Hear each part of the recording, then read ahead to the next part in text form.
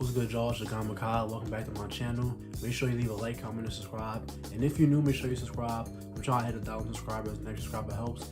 Over here on this channel, we talk about the NBA kind of daily. So if you enjoy the NBA as much as I do, please subscribe. And today we're going to be talking about the Memphis Grizzlies and just the outstanding season they've had and just what I think of how they built their team, what I think of what they're doing, on both ends of the floor.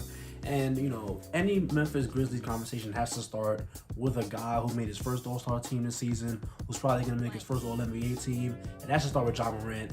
And the leap Marant has taken, efficiency-wise, as a jump shooter, as an overall player, has been amazing to see. And, first of all, I want to start with a negative thing.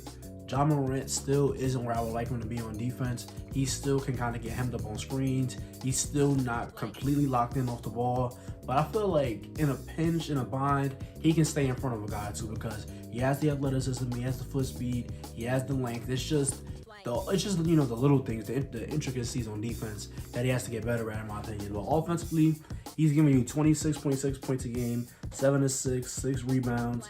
He's shooting 49% from the field, 34% from three on 4.5 threes a game. And the 4.5 threes a game and 34% is what really jumps out to me because in previous years, he was not shooting anywhere near that on that kind of volume. But I feel like the jumper this year is just taking his scoring to another level because I feel like he always had the floater. He was always a pretty solid free throw shooter, 76%. He's getting to the line, shooting 7.3 free throws a game.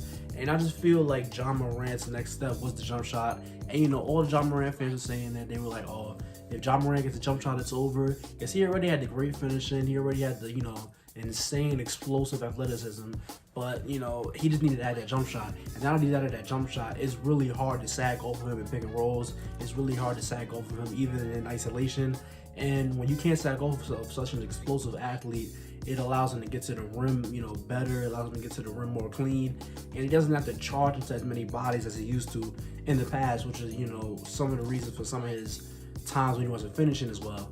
So Morant has just been an amazing scorer. He's been an amazing passer because when you have a guard who can get from the perimeter to the rim at such a high rate, that's gonna force a lot of NBA teams to help. And when you send the help, somebody's gonna be open. You're gonna tilt the defense. You're gonna make things more favorable for your teammates. And now he's surrounded with a bunch of shooters. He's surrounded with Dylan Brooks, Anthony Melton. He got the young boy Zion Williams. Desmond Bain is one of the NBA's top shooters. And just he has the team that the Memphis Grizzlies that built around him are just perfect for for his skill set. Even Jaren Jackson Jr. He even has a center who can step out behind the 3-point line and shoot the basketball. So Morant, he's in a perfect situation, but it's the improvements he's made to himself that have allowed his game to go to such different heights.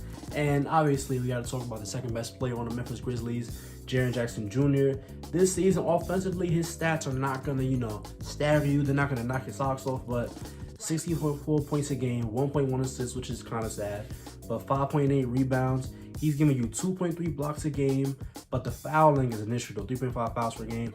But 41% from the field, 32% from three, 32% from three on 5 threes a game. That's pretty solid for a guy of Jaren Jackson Jr. size. But the thing about Jaren is that it's his defense that's really impactful. He's one of the NBA's best rim protectors. He's a really versatile guy. He can guard and switch onto the perimeter, and he has the length because obviously he's a really big dude. He's not gonna be able to stay in front of all the quick, twitchy, speedy guards and just most quick perimeter players. He does a fine job on it, but that's not what what really sells you on it. His length and his recovery timing and just his use of angles and just allowing somebody to get past him so he can recover for the block. He's really good at that, but the fouling, like has been, all his career is an issue. And, a lot of times he finds himself in foul troubles, 2 quick ticky-tack fouls. If he could just find a way to get his hands out of the cookie jar a little bit more and just be more disciplined on defense. Because right now I would say he's in the run of a defensive player of the year. Right now I would say he is in the running. I would say that he's an all defense level type guy, but yeah, that's just what he does on defense, and that's just been really valuable for the Memphis Grizzlies. And offensively, he has good solid touch. We see, his 3-point shot is really, really funky. It's kind of just like there's really no set, it's just kind of just one fluid motion. He just throws it up. But the free throw numbers, they show that he definitely has some shooting touch. He's shooting 81% of the line. That's higher than Morant. and he's taking 4.4, a game. So we see he kind of has a great floater. We see that he can shoot free throws. We see he got touching the threes. But offensively, what I want from him, I need the scoring numbers to go up. 6.4 is fine for this season because they're just in a transition year. But, well, they're more than a transition year because you see how good they are. They have 53 wins. But you just want Jaren Jackson Jr. to, be more dominant inside and just be able to stay on the floor more. Just watch those fouls. But the thing about the Memphis Grizzlies is that it's not just about the top tier, high level talent they have. It's really about just how deep they are and just how much they play as a unit together and just everything that ties, those top two guys, everything that ties it together. So Desmond Bain, the second year dude, he's giving you 18.2 points a game, 2.8 assists, 4.5 rebounds. But the staggering number is the 42% from three on 7 threes a game. And he's doing this because obviously Jaren and Ja are going to attract a lot of attention. But even a guy like Steven Adams is able to get him the ball. And usually if a Desmond Bain three is going up, it's probably going down, especially if he's open.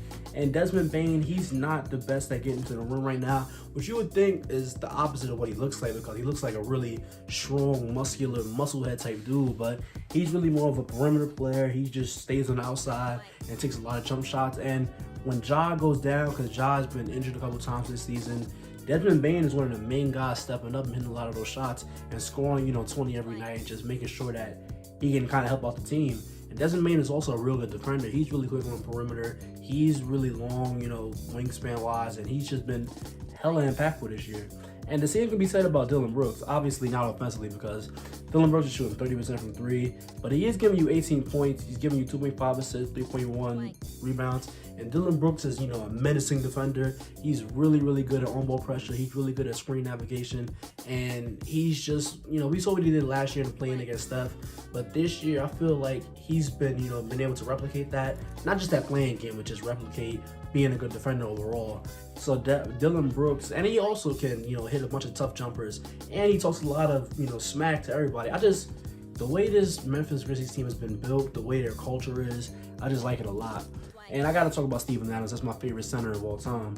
Steven Adams he's giving you 7 points, 10 rebounds a game. But the crazy part is he's giving you 3.3 assists. And what I like about Steven Adams is that whatever you ask him to do, he's going to do it.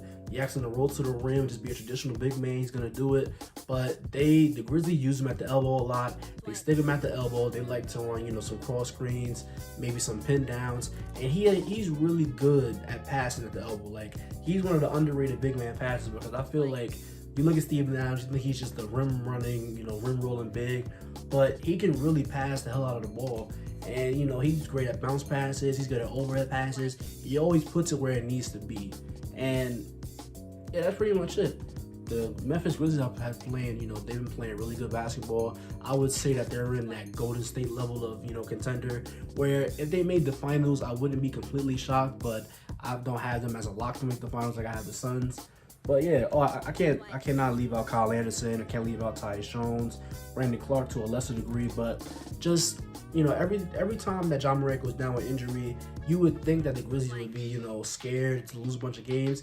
They're 18-2 when Ja Morant doesn't play, and I feel like that's in large part to just how well the Grizzlies have made just such a deep roster, how everybody can just step up. Because I feel like every time that Ja Morant is injured, you see Tyus Jones is out there just, making very, very excellent passes and just being a really, really solid point guard, especially to be a backman and step into that, other role. But they got Zaire Williams coming on the way. But I would say that the Memphis Grizzlies, they either need Jaren Jackson Jr. to make an offensive leap next season, which I think is possible, but they also need to add another, perimeter scoring wing type dude. If they can add that, they're going to be golden for years. But even if they don't add that, I still think that they're going to be really, really good, moving forward. So let me know what you think about the Memphis Grizzlies in the comment section down below. And if you stayed in this video, thank you. Don't forget to like, comment, and subscribe, and I'll see you on the next one.